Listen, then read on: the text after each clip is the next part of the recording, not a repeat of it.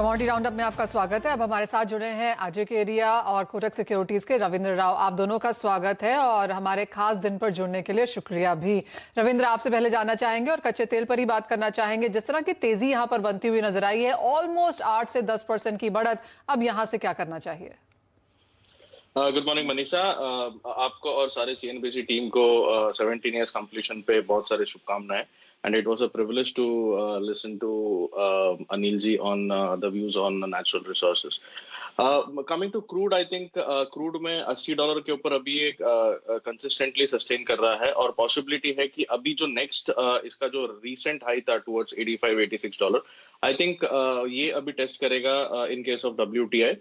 कारण यही है कि वायरस के चलते भी क्रूड में हम एक अपसाइड देख रहे हैं। जियोपॉलिटिकल टेंशंस अभी भी उतने सबसाइड नहीं हुए हैं। इनफैक्ट लीबिया और कजाकिस्तान से भी जो प्रोडक्शन है उसमें थोड़ा सा इंप्रूवमेंट हो रहा है, but still we are seeing a crude very stiff on higher side. तो मेरे हिसाब से ये जो सस्टेनेंस है, I think this is showing that it is still strong और पॉसिबिलिटी है कि $85 तक के लेवल्स हम देख सकेंगे, बट वहां पर हो सकता है कि एक रेजिस्टेंस है। बिकॉज आई वुड से थोड़ा सा कॉशियसली बुलिश रहना चाहिए क्योंकि there are mixed factors still now. जैसे मैंने बताया कि प्रोडक्शन में थोड़ी बहुत इंप्रूवमेंट हो रही है। कल का जो इन्वेंट्री था वो भी काफी सपोर्टिव था क्रूड के लिए।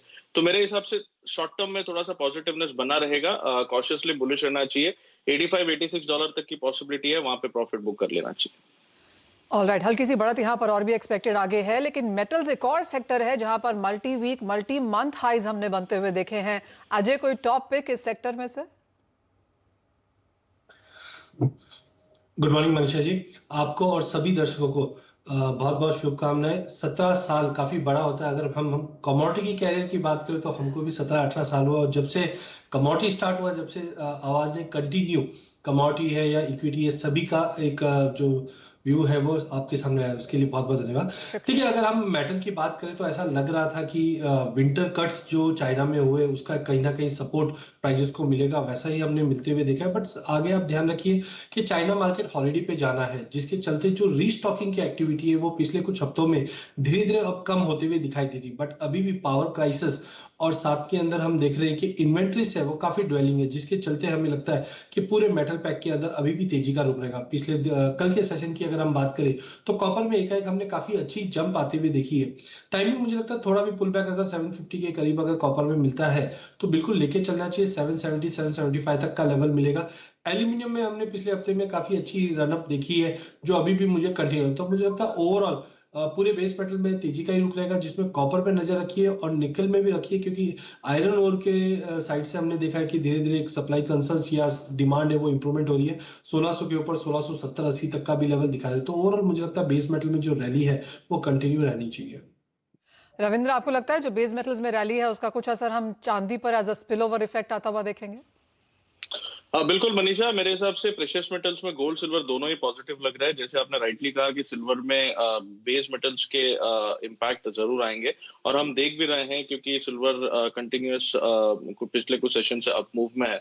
मेरे हिसाब से सिल्वर में हम बहुत जल्द 63,000 से 63,500 तक के लेवल्स देख पाएंगे। इंटरनेशनल में स्पॉट में अराउंड 24 से 24.5 डॉलर तक की पॉसिबिलिटी है। सिमिलरली आई थिंक गोल्ड में भी हमने एक अपमूव देखा है। कल का सीपीआई डेटा के बाद भी गोल्ड और सिल्वर दोनों ही स्टेडी है। दैट शोज कि ये ऑलरेडी फैक्टर्ड इन हो चुका है। फेड की जो टाइटनिंग प्रोसेस है वो भी फैक्टर्ड इन हो चुका है। Until unless there is any surprises, मेरे हिसाब से पॉजिटिवनेस कंटिन्यू रहेगा। गोल्ड 1830 1836 वेरी क्रूशल, अगर उसके ऊपर निकल जाता है तो वी माइट अगेन सी 1860। और अगर एमसीएक्स की बात करें तो एमसीएक्स में अराउंड 48,300-400 का इमीडिएट रेजिस्टेंस है, वहां तक की पॉसिबिलिटी है। अगर उसके ऊपर निकल जाता है तो फिर से एक बार हम 49,000 के लेवल देख सकते हैं। ऑलराइट, तेजी यहाँ पर अक्रॉस कमोडिटीज है और जाते जाते अजय आपसे जानना चाहेंगे अगर कुछ यहाँ पर खरीदारी के मौके आप एग्री में भी देख रहे हैं? बिल्कुल, एग्री कमोडिटी के अंदर भी हमने काफी अच्छी तेजी कंटिन्यू देखी, खास करके मसालों पे और कॉटन सीड ऑयल के, ये दोनों काउंटर पे ध्यान रखना चाहिए। मसालों के अंदर हमने देखा जिस दिन से डैमेजेस और उससे पहले हमने सोइंग के आंकड़े में जो गिरावट देखी है, जिसके चलते काफी अच्छी रैली मिली है। तो मुझे लगता है अगले, जैसे मैंने पहले भी कहा था कि अगले 2-3 महीने स्पाइसेस के लिए काफी इंपॉर्टेंट रहेंगे। तो धनिया मुझे लगता है कि काफी अच्छा टॉपिक रहना चाहिए, बिकॉज कैरी स्टॉक भी काफी कम है। यहाँ पे हमें लगता है थोड़ा भी अगर पुल बैक 10-200 के आसपास मिलता है लेके चलना चाहिए। ओवरऑल जो हमारे एक्सटेंडेड टारगेट टारगेट रहेंगे वो 12,500-13,000 तक के हैं जो मार्च तक के।